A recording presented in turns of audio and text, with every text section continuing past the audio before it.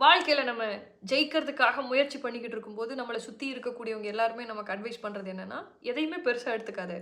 யார் என்ன சொன்னாலும், எந்த மாதிரி விமர்சனங்கள் வந்தாலும் காதுல வாங்கிக்காத. உன்னோட முயற்சி, உன்னோட குறிக்கோள நோக்கி நீ போய்க்கிட்டே இருக்கணும்.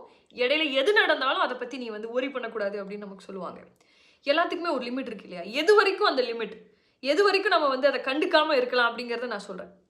நம்ம ஒரு துறையில இருக்கிறோம். அதே துறைக்குள்ள ஒருத்தன் வரான். உன்ன விட நான் பெரிய ஆள் அப்படின்றத காட்டுறதுக்கு முயற்சி பண்றான். நம்மளோட போட்டி போடுறான் அப்படின்னா, அது ஒரு ஆரோக்கியமான விஷயம். அத நம்ம அக்செப்ட் பண்ணியே ஆகணும்.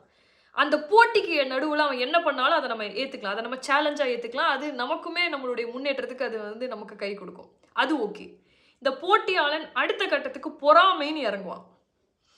அப்படி இறங்கும்போது, அதுவுமே இந்த உலகத்துல வந்து நடைமுறையில இருக்கக்கூடியதான். எல்லா இடங்கள்லயுமே அது இருக்கு. நாம வந்து இப்படி நம்மள பார்த்து பொறாமப்படுறாங்களே அப்படின்னு நெனச்சு வருத்தப்படணும்னு இல்ல. அவனுக்கு அது ஒரு தீராத நோய். நல்ல வேளை இறைவனோட கிருபையால நமக்கு அந்த நோய் கிடையாது அப்படின்னு நெனச்சு சந்தோஷப்பட்டு நம்ம போயிட்டே இருக்கணும். இந்த போட்டியாளன், பொறாமக்காரனா மாரி அடுத்த ஒரு நிலைக்கு போவான். அவனுக்கு வந்து நம்மளோட போட்டி போடணுங்கிற எண்ணமும் இருக்காது. நம்மள ஏக்கமா பார்க்குற எண்ணமும் போயிடும்.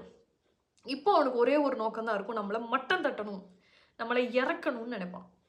அப்படி ஒரு குறிக்கோளுக்கு அவன் வந்துட்டான் அப்படின்னா, நம்ம திருப்பி அடிக்க ஆரம்பிச்சிடணும். When it comes to reputation உங்களுடைய ரெப்புடேஷனுக்கு ஒரு பாதிப்பு வருது அப்படின்னு சொன்னா, அது யாராக இருந்தாலும் சரி, நீங்க திருப்பி அடிச்சே ஆகணும். ஏன்னா, ஒரு துறையில நமக்கான அங்கீகாரத்த நம்ம உருவாக்குறது அப்படிங்கிறது சாதாரண விஷயம் கிடையாது.